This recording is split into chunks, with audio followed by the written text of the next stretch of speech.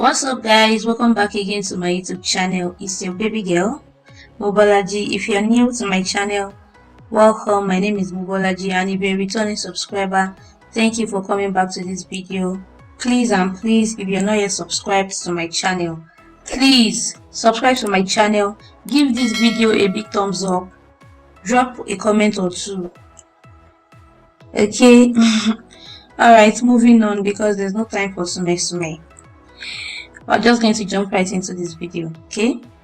So the very first thing I did was to clean our face with the micellar water, and I think I've mentioned in my previous videos I use the Mismetics one, but there are several other micellar water that you can use if there's no Mismetics. In fact, you can use rose water as well. So I used the Mismetics to clean and wipe our face, but I didn't really show my skin prep part. Like, I didn't go into detail with my skin prep routine in this video because I've done that in like 2 other videos. So please, if you've not seen how I prep my skin for makeup and all of that, please check my previous videos, maybe the last one or the one before that. Please, I explained in detail what I do with my skin prep for both oily skin and dry skin and normal skin and even combination skin. Okay, thank you. So because this is a bridal transformation, we're not doing so much, we're just doing everything simple because I didn't want like too full coverage for the foundation. That was why I was picking the foundation with my beauty sponge, placing it on the face and blending it out immediately. And even with the cream blush that I did, it was so minimal. And then I went in with my concealer. So if you're an OG on this channel, you guys already know how I place my concealer. You guys already know that I don't just use one shade of concealer, I use 2 or 3 at times. So I'll place the darker one, not like dark, but like a skin match one. I'll place it at the outer corner. Then I place the lighter one, the original one I want to use to conceal, then I place it on at the inner corner. Then sometimes after blending, if I'm not satisfied or if the under eye is not bright enough for me, I go in with even a more lighter one. The reason why I do this is because I want everything to blend in so seamlessly, and for me that other shade that is a skin match helps the lighter color to blend in better. It's not just looking ashy or white or anything like that. So that's why I do that. Then after blending out the concealer, I just go in with a translucent powder to set the highlights, because it's very important to set. You guys already know why. If you don't want your own makeup to be cakey, you cannot just go in directly with baking. You have to set first, then after setting you can now bake. This just helps the makeup to appear more seamless and really beautiful. So after placing translucent powder on every part of the face that you've highlighted, I just go in with powder. So I just go in with my pressed powder to set the whole face. You can also go in with a setting powder if you have a shade that will match this person's skin tone, but I'm using a pressed powder, and I went in with pressed powder for the whole face. Afterwards, I went in with my contour. Like you guys saw, I didn't do a cream contour because I just felt like it would take a lot of time and I don't really have that time. So I went in with powder contour, and I'm doing everything so minimally because this is a bridal transformation and you're not trying to do so much. After the contour, I went in with blush, and now I'm doing the reverse contour. I'm not doing it so obviously because I just want everything to be minimal, and I want everything to be simple, seamless, and just, you know, lightweight and neat at the same time.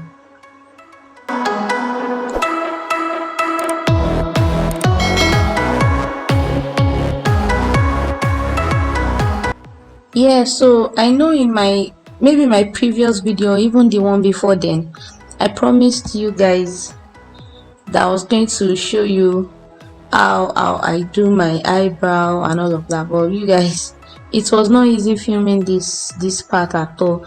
By the time I was going to, edit the video, I saw that in a lot of the clips I was just covering the whole face with my head and my hair, because I had to see what I was doing really really clearly, and there's no way I would do that without blocking the camera.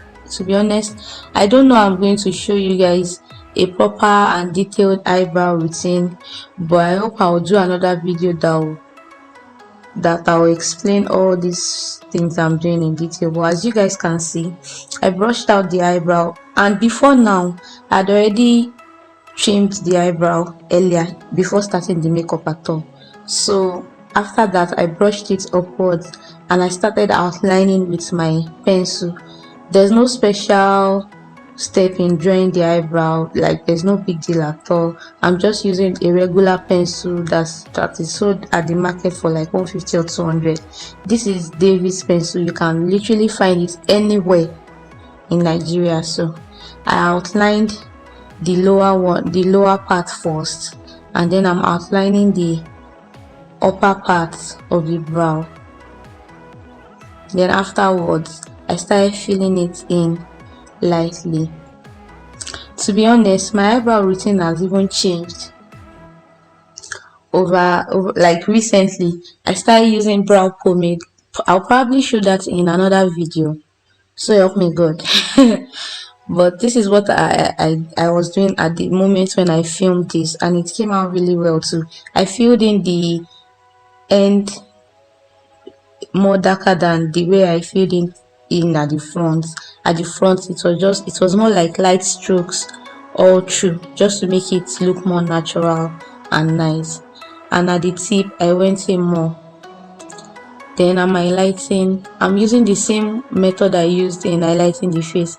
I use a light concealer at the brow bone area just to make it really really highlighted. Then at the front, I went in with that color concealer just to make everything look natural, and especially because of the nose contour that I had done earlier, I wanted everything to just melt into each other, you get. So that's the only explanation I have.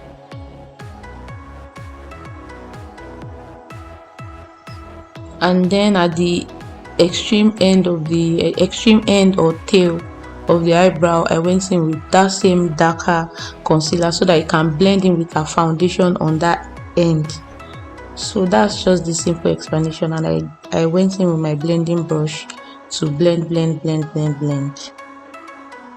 And afterwards I just cleaned up the top of the brow with our foundation, like the original foundation mix I used for our face. That was what I used to clean up the top, and that was it.